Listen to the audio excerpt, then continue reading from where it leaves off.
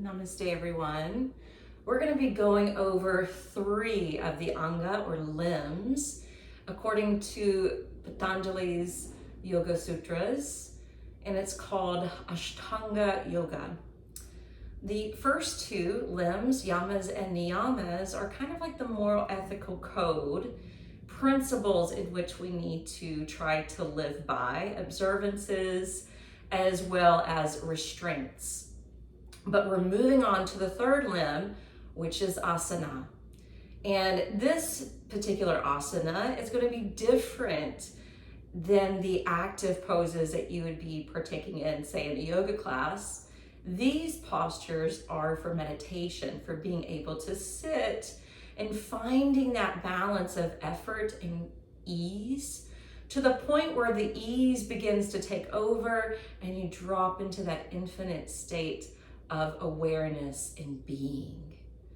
Then we'll start to do a little pranayama technique, which is the 4th limb, and we're going to be doing dirgha pranayama, and we're going to move into a practice for pratyahara, which is the 5th limb, which is about sensory withdrawal. And yoga nidra is a specific practice that is called yogic sleep, or the state of sleepless sleep. So the idea is to stay alert and awake while you're consciously tuning in and relaxing the entire landscape of the body. All right, so let's go over a few meditation postures. The first one I'm going to suggest is called sukhasana. It's often called the easy pose. And if you're sitting on the ground, that would be your ankles lined up underneath your calves. I'm going to turn to the side a moment because we're not done. If we're going to take this seat, we want to take one hand underneath the buttocks, pull that flesh away from the sit bone, allow the free hand to now come to the inner thigh, rolling it down as you pull the buttocks back. And then if you just sit for a moment and attune yourself to this, you'll find that you'll immediately want to go to that other side to create that same adjustment.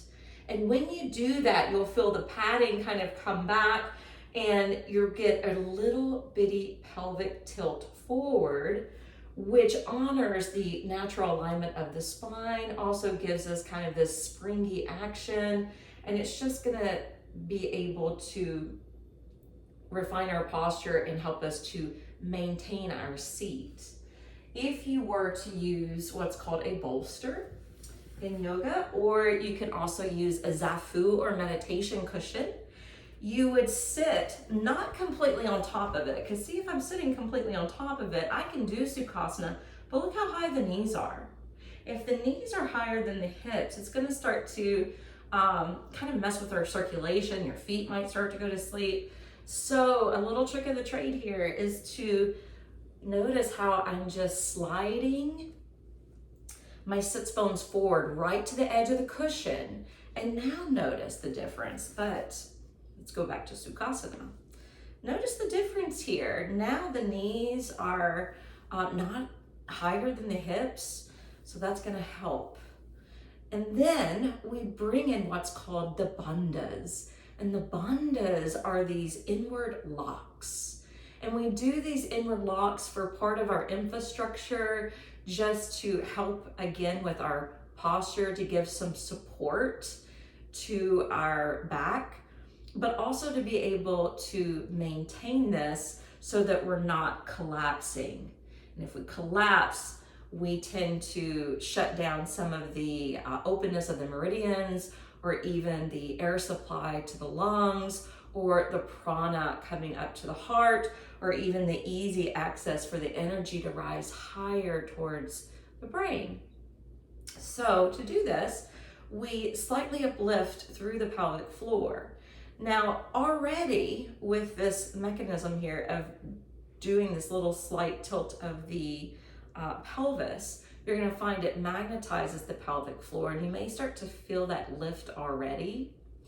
But you can also create this upliftment slight engagement of the abdominal muscles kind of suctioning inward and upward, operating through this whole abdominal cavity. When you do that, you'll find that your sternum naturally lifts.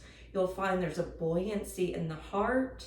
Your shoulders will naturally fall back, and you'll feel almost a fullness coming into the pit of the arms. And then moving up through the crown of the head, lifting it up like a lofty mountain peak, and slightly drawing the chin down and in for the third lock or bandha. And this also compels and magnetizes that energy to be drawn upward as we're sitting in meditation. Now, the same action points that we just went over, you're going to include in these other few seats that I'm going to demonstrate. Another one, and this is my favorite, this is my go-to and more, I guess, habitual way of sitting, is Siddhasana. I'm just going to show you the modified version today. One foot coming close to the pubic bone with that heel, and the other foot coming in front of that. And again, get that little pelvic tilt forward. Sometimes you can do that just by leaning forward and scooting your sits bones back, and then readjusting the shoulders to align over the hips. And of course, adding in the bandhas. For the bolster or zafu cushion, you do the same thing, right? You scoot to the very edge, so you still have that platform to elevate the hips, one foot in front of the other, refining your posture, adding in root lock, belly lock, chin lock. Now, you could also do what's called Ardha Padmasana, which means a half lotus. Each one of us are going to be different on whether or not one or the other side of our hips, knees, and ankles maybe have a little bit more flexibility. So maybe you can just experiment to see how does one side feel. Remember, it's not supposed to be forced. Is there some ease with being able to allow one foot to come up towards the hip crease if you can?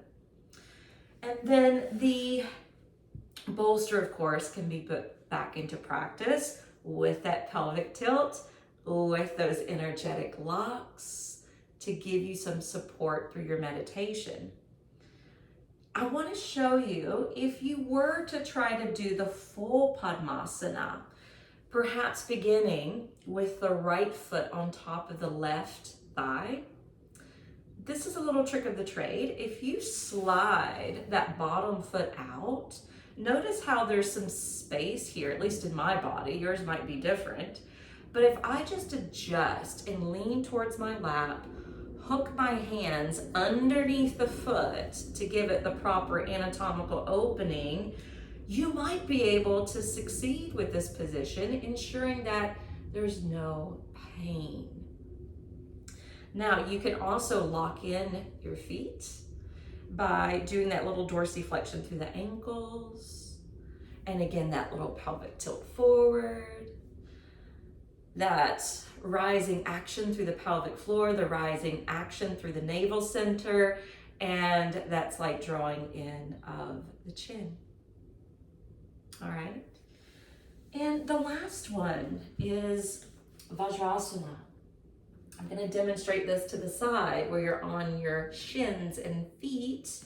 You back up to sit on your heels. Now, if you're leaning forward, it's probably better to get a block and put up underneath your seat in between your ankles, or just get out and do something that's going to be more manageable. Again, pelvic tilt forward, activating those bandhas, aligning your vertebrae. And one mudra that I really enjoy is the Dhyana mudra, which is the hands cupped, one on top of the other, thumbs touching.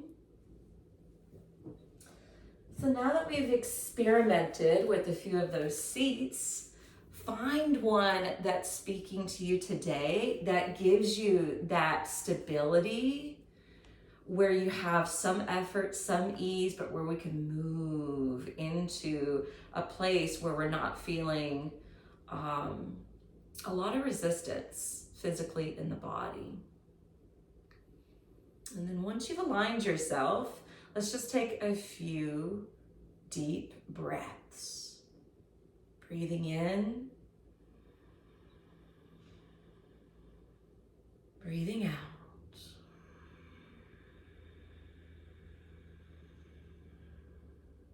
Continue to take those deeper sips of breath.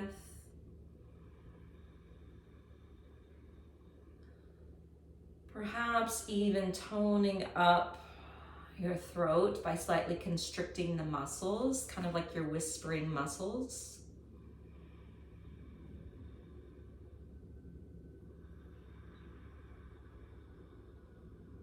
And then I'm going to do some counting for you. We're going to do dirgha pranayama, where we inhale to 4, hold the breath to 4, release the breath for 4, and then hold and retain again for 4.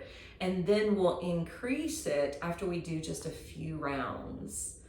All right, so adjust your seat, align your spine, close the lids of your eyes, and let's begin.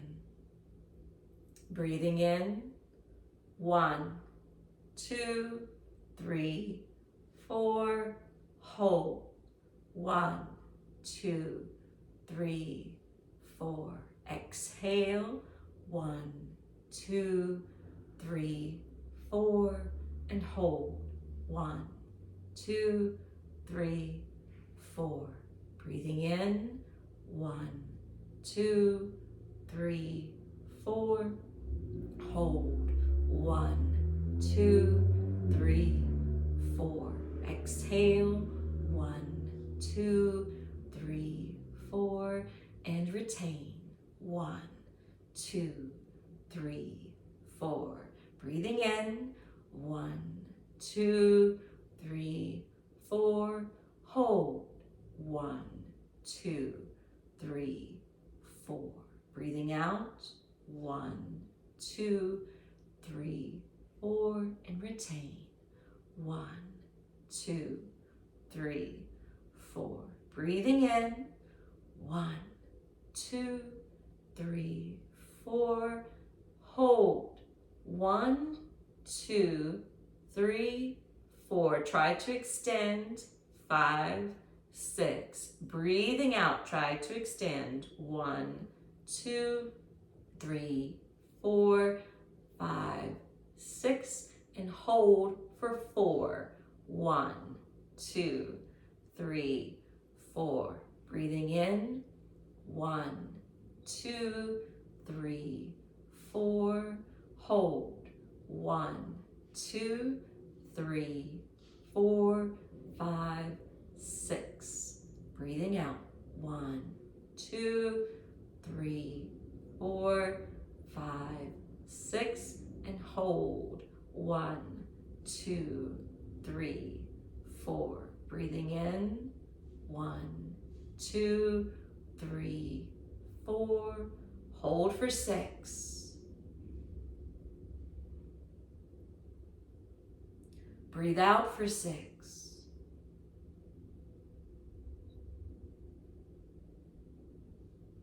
Hold for 4. Inhale to 4. Hold for 6.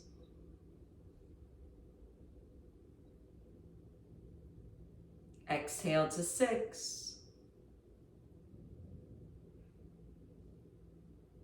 Retain for 4.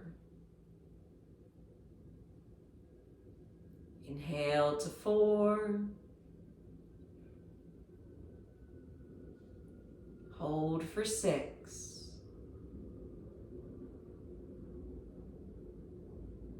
Breathing out for 6.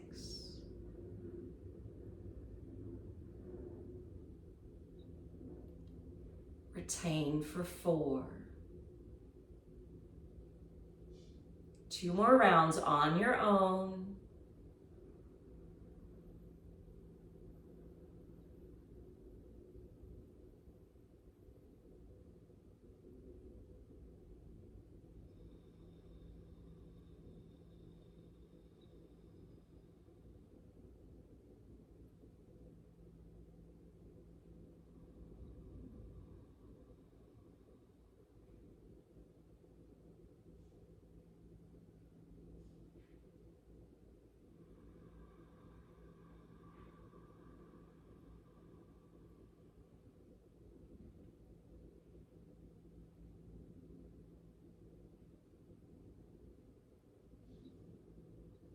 When you can finish the second round, just sit in stillness.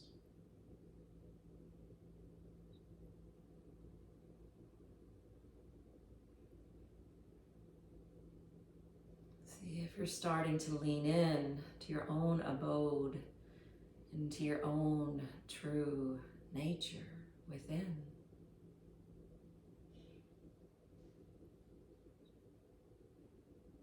And then be aware, we're going to slowly move towards our Yoga Nidra, but just maybe notice the quality and the essence of what you're holding now, and how the breath work can slow the wheels of the mind, how it can slow the racing heart. It can help you drop down and into your body, and how it can start to help you to withdraw. Well, my video cut out, so I'm back. But how it may have helped you to withdraw from sensory overload, because the senses are constantly trying to take in the information around us. So we want to set up our environment for Yoga Nidra. You don't have to have a yoga mat, but I have a yoga mat laid down here. I have a pillow for the head. I'm going to use the bolster underneath the knees. So basically you're trying to set up similar to Shavasana. Now, I would suggest maybe dimming the lights, trying to reduce as much distraction as you possibly can. Maybe turning off your phone so you're not getting any notifications.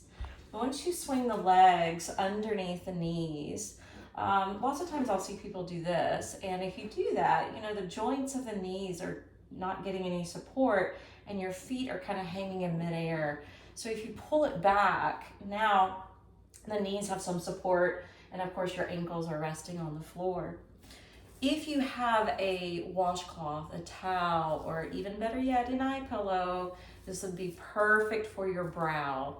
It's been shown scientifically, if you use one of these kind of weighted eye pillows and put it here more on your brow, that it will help to calm the vagus nerve, which is one of the major nerves in the body. So we're going to reset our nervous system here.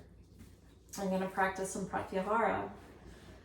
I would suggest a blanket if you're cold or if you tend to get chilled, because the body temperature will drop. But you could also use a folded blanket and lay it across your belly, pelvic rim, abdomen region, because it can be really nice and grounding. And of course, just setting yourself up similar to this.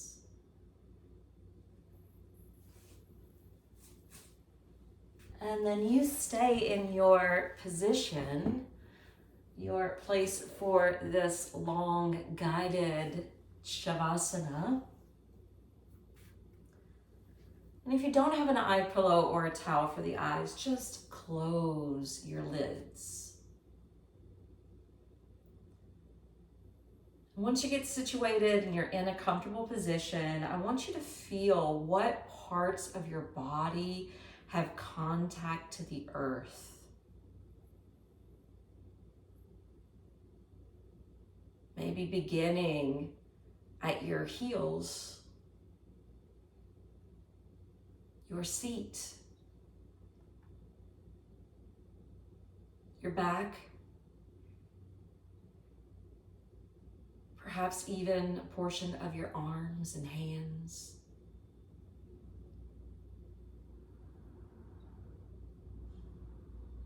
Also acknowledge any props that you brought in to support you, to provide comfort or a nesting type of experience.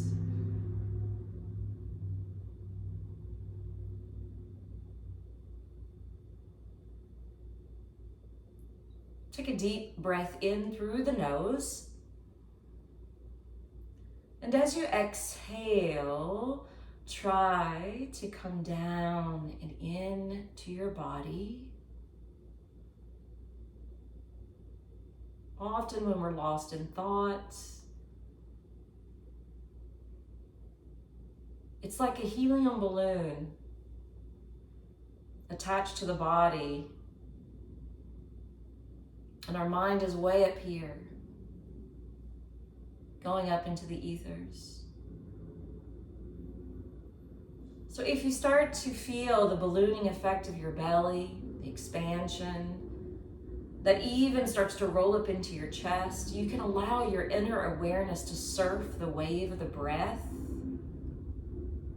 In Chinese medicine, they call this area the Sea of Qi, from the bottom half of the navel up to the top of the breastbone. And as you begin to sense and surf the wave of your breath, notice how that can help you to drop more into your heart space. You can even imagine the waves of the breath are rolling up and washing over and through your metaphysical or spiritual heart, allowing you to become more and more present in the now. Have your arms beside you in an A-frame position with your palms upturned. Set your intention to stay awake, to be alert and aware, but perfectly still. I will be awake and I will maintain stillness. Say that internally and quietly within. And then we're going to bring in a sankalpa, a deeper intention of not just staying present, still, and awake, but we're going to affirm, I am calm and at peace. And even if you're not feeling calm and at peace, try to look at this as something you're trying to attain, something you're being motivated towards. A gift or medicine this practice can bring you. I am calm and at peace. Now let's drop all of our attention and awareness down into the right hand, and even more specifically, the right hand thumb. Relax it from the outside in and the inside out.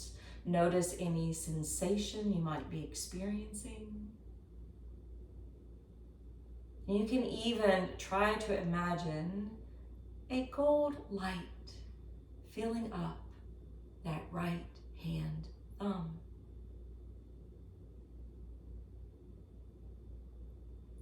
And then we're going to cross over and do the same to the first finger, second finger, third finger, and fourth.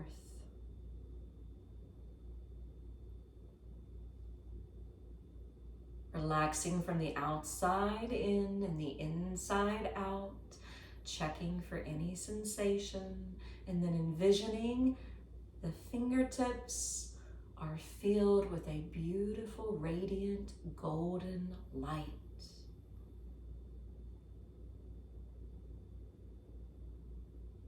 Now bring that same awareness, relaxation, and vision And then bring that awareness and relaxation and that golden hue of light up through the right forearm, elbow, upper arm, and shoulder. Let it break away from the right shoulder and move down through the right side body, trickling down through the ribs, waistline, and outer hip. Let your attention, the relaxation, and that golden light stream down the outseam of the right leg, from the outer thigh, knee, calf, and ankle. And then bring your attention over to your left hand, more specifically your left hand thumb, relaxing it from the outside in and the inside out, noticing whether or not you feel any sensation and envisioning the golden light. Bring it across now to the first finger, second finger, third finger, and fourth. Bring that relaxation, attention, and golden light into the palm of your left hand. Carry it up into the left forearm, elbow, upper arm, and shoulder. Eventually breaking away from the shoulder and moving down from the pit of the arm through the left side body, making its way down through the side ribs and waist into the outer hip.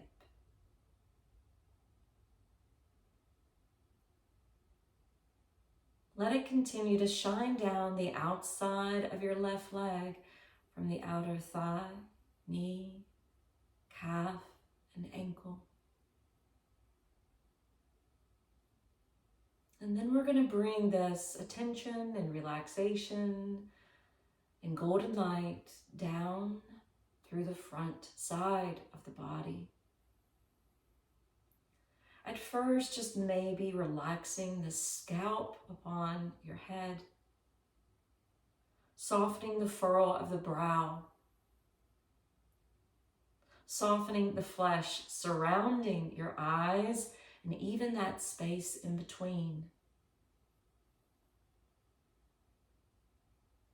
Relax the right eye and your left eye, your right ear and your left ear, your right cheek and your left cheek.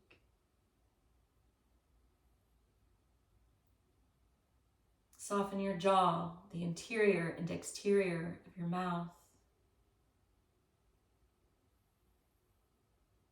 Softening the throat and envision your whole face and throat is lit up in that golden light.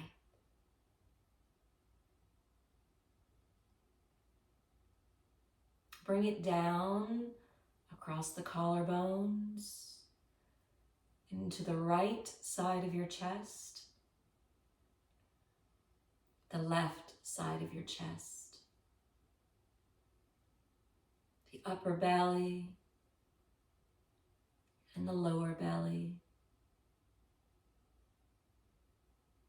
even down to the pelvic floor.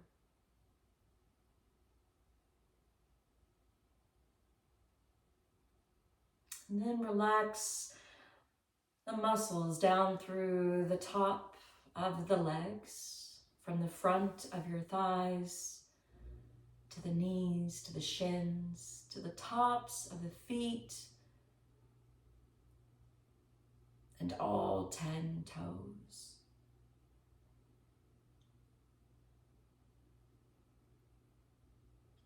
Filling up with that golden light, letting it shine down into your heart,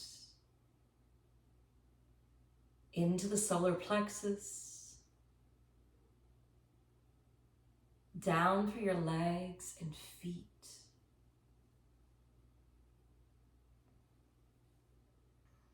And then we're going to tour the back side of the body. At first, just feeling the weight resting at the base of your skull. Soften all those muscles that tend to hold your head up, bringing that relaxation down into your neck, down through the back of your shoulders, from your upper, mid, and lower back, into your seat, down through the back of the right leg, from the back of the thigh, knee, calf, and heel. And then eventually down through the back side of the left leg, back of the thigh, knee, calf, and heel.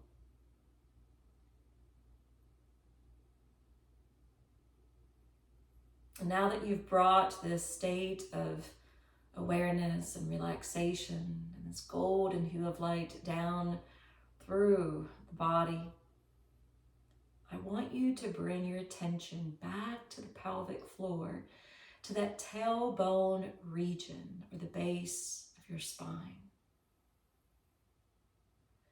Imagine a current of that golden energy, like a river running up through the hara line, the astral spine, to the crown of your head, and maybe even creating a little halo over your crown. Picture that golden light shimmering at the tiny crystals at the center of the brain. Allow that light to reflect, to expand. You can even imagine in your mind's eye if it's materializing, breaking up into tiny little flecks like glitter. So light, so free.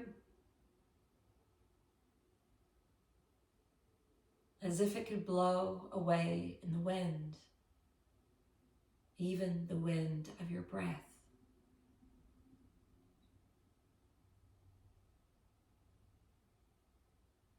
You could even imagine this golden light turning into a liquid light,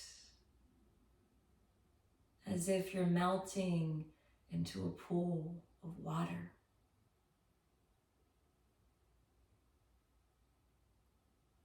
And some of you might align to the idea of this gold becoming more solid, as if you were made of solid gold, like a beautiful golden statue of a lying Buddha.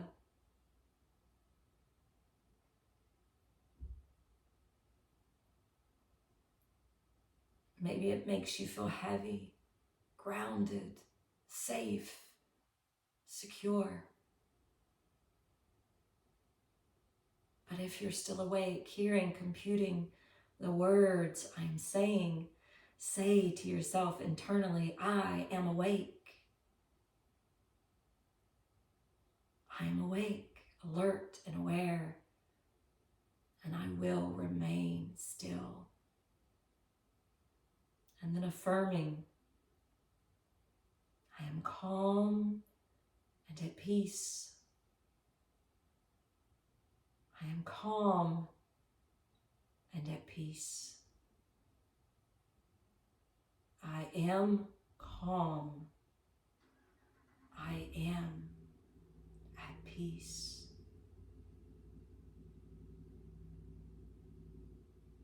Peace, be still.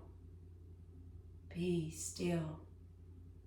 And know that I am.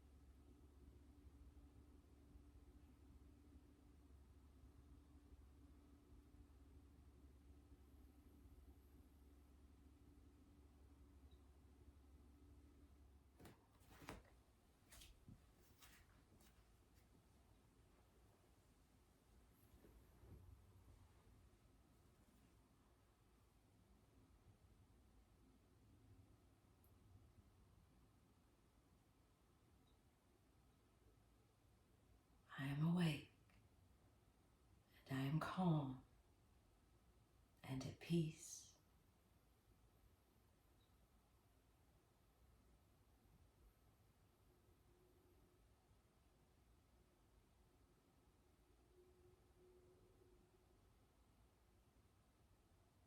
Now let's gently begin to roll the head from side to side, shoulder to shoulder.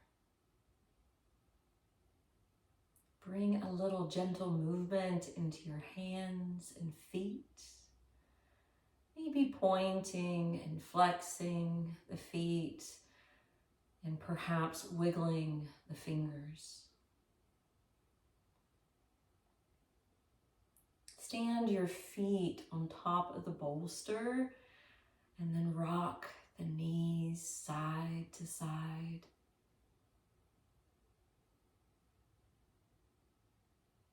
Taking your own sweet time, hugging your knees in, wrapping your arms around lovingly and maybe giving a little sway on your back. Turning to your favorite side, acclimating there for a few breaths.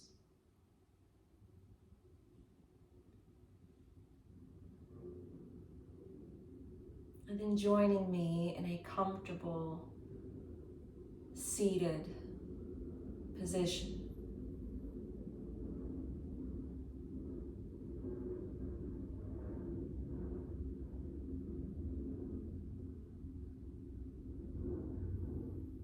Pause for a moment and just notice how you feel.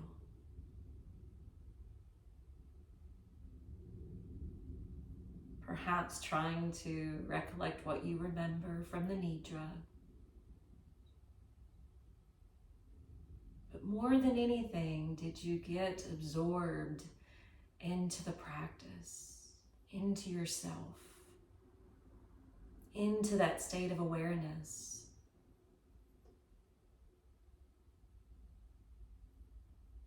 Into that state of yoga.